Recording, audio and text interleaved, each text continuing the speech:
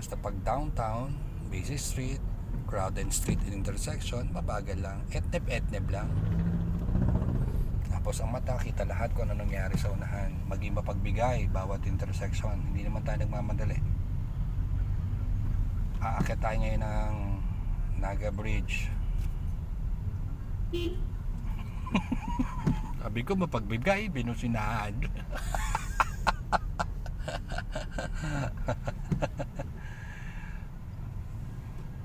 Okay gas, paakyat.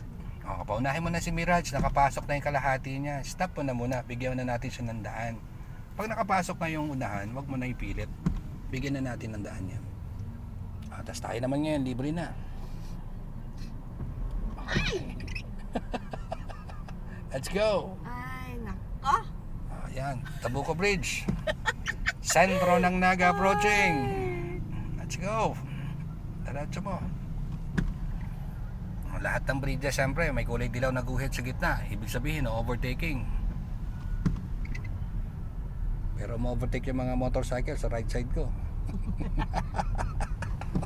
Gusto mo ditgiting ko. Slow down sa part na yan. Pababa na, intersection pa. May mga sasakyan galing sa left. Pag nakapasok na yung kalahati nila, papasukin mo na. Huwag mo na ipilit. Wait. Pwede naman tayo magbigay. Kasi ang plano lang naman natin, dumiretso. Ay, wala naman eh. Saan tayo papunta man? Dumiretso lang tayo dapat. Okay, akala ko doon eh. Diretso lang tayo. Yung nakapayong sa kanan ko, nakatingin na sa atin, tinatabihan mo na eh. Doon?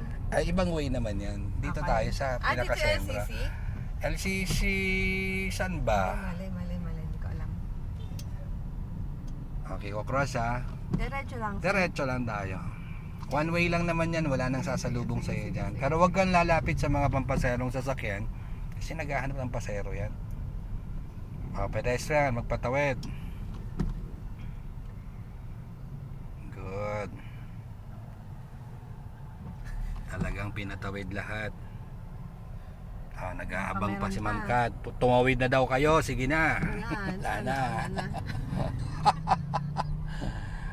Sige. Meron pa dyan ah. Ayan o, another pedestrian sa unahan no. Di pagbibigyan mo ulit yan kapag may tatawid yan. Ayan, pedestrian pa yan. Ito yung mga maraming naka-hazard. Powerful nga ang hazard. Park anywhere. Pedestrian, magpatawid. Okay. Yan pa, humabol. Dapat inunahan ng preno. Humabol.